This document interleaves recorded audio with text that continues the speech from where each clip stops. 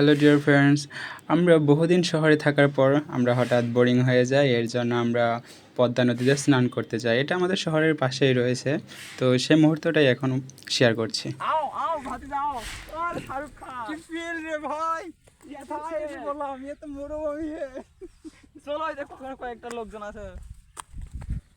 আমরা এতক্ষণ পরে কিছুটা মানুষের সন্ধান পেয়েছি। আজকে আমরা কি বিশেষ স্থানে আসছি। আমাদের অনুভূতিটা প্রথমে প্রকাশ করে আমরা চারপাশে ঘোরাঘুরি করতে থাকি এবং আশেপাশে ছড়িয়ে ছিটে থাকা বস্তুগুলো দেখতে থাকি। প্রথমত আমার চোখে পড়ে হচ্ছে এই মাটিগুলো। এগুলো অনেকটা ছড়ানো ছিটানো ছিল।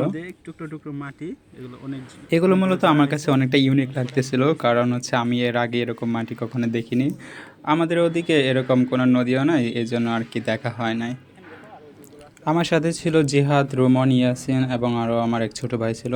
তো জিহাদ বলে এগুলো নাকি পলি মাটি। সো আমরা খুব উপভোগ করতেছিলাম এগুলো। বালিগুলোর স্তূপী এগুলা কি ভাই হয়ে রয়েছে দেখো দেখো দেখো। আমরা সেখানে আরও ঘোরাঘুরি করি। এখানে পানির স্তরের সাথে বালির যে একটা কম্বিনেশন, পানি নিচে ছিল, এটা যে এত সুন্দর লেগেছিল সেটা আর এক্সপ্লেন করার মতো নয়।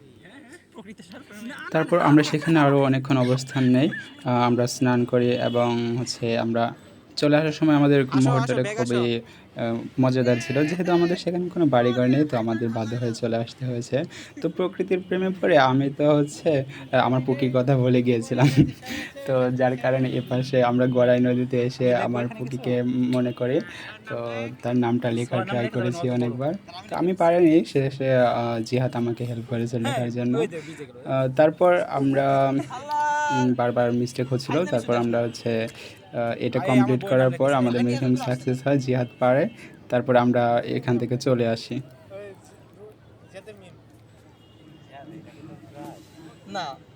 Okay, thanks for watching and thanks for stay with us.